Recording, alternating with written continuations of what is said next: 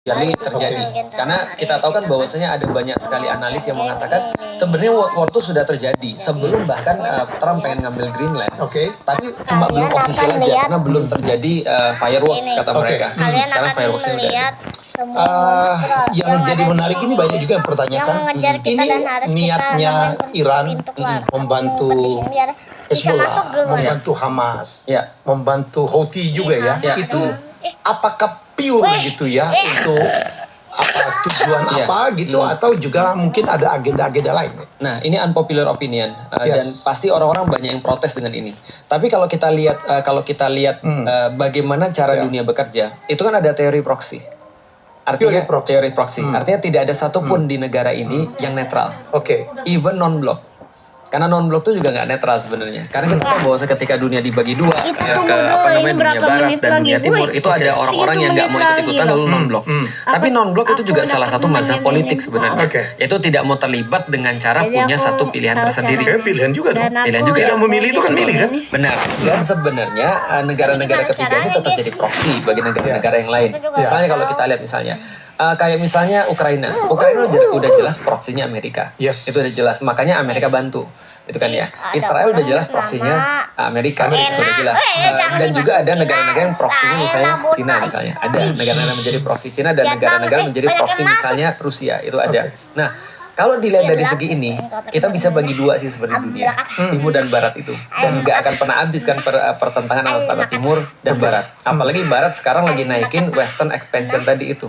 Artinya mereka bilang kita harus proud dong sebagai orang west. Dan kita harus melanjutkan kolonialisme ini atau ekspansi ini.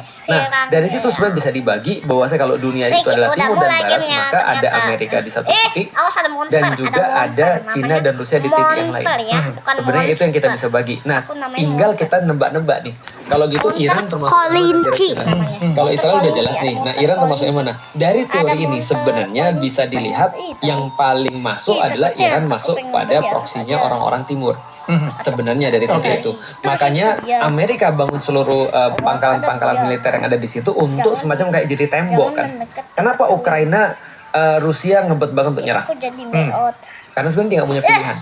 Ada analis yang mengatakan Rusia itu tidak punya pilihan kecuali nyerang Ukraina. Karena kalau sampai Ukraina benar-benar diambil oleh Amerika sebagai proksi, itu kayak depan pintu rumah kita langsung musuh kita langsung musuh. Kan nggak bisa tuh. Mereka harus ada buffer zone kan. Nah, maka buffer zone yang dipakai apa? India itu buffer zone, Pakistan itu buffer zone, Afghanistan itu buffer zone, Iran itu buffer zone. Karena for frontier kan dia di situ. Nah, kalau misalnya Iran itu hilang, itu Amerika tuh langsung di depan pintunya Rusia. Yang batu dan ada den bagus yang ke atas. Guys, sekarang ini produk Cina ada di mana-mana menyerbu bukan saja Indonesia tapi ke seluruh dunia. Untuk Anda yang ingin ya kemudian mungkin mengimpor atau bahkan mengekspor ya tidak saja ke China tapi ke negara-negara lain, harus belajar dong ilmunya. Jadi ikutin kursus yang bernama Berani Ekspor dan Impor, termasuk produk-produk dari Cina, dan kita juga bisa mengekspor ke China. Mereka banyak sekali juga butuh produk-produk dari kita ya. Untuk yang mau ikut silakan scan QR code ini atau klik link yang ada di video. Iya, saya kemarin saya tidak ngikutin sedalam satelit ya. Saya pikir kemarin pada saat Israel menyerang Palestina, yang dibunuh banyak banget. Betul, banyak banget. Israel berkali-kali bohong, ya kan? Udah sepakat tidak nyerang lagi. Sekarang aja masih nyerang. Ya, 1.500 kali pelanggaran semenjak ceasefire kemarin. Saya pikir begitu dia pidato di Kongres, dia akan dibully.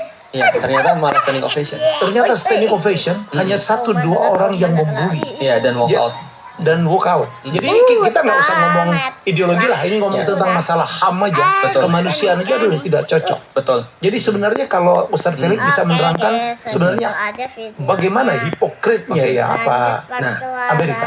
Jadi secara proxy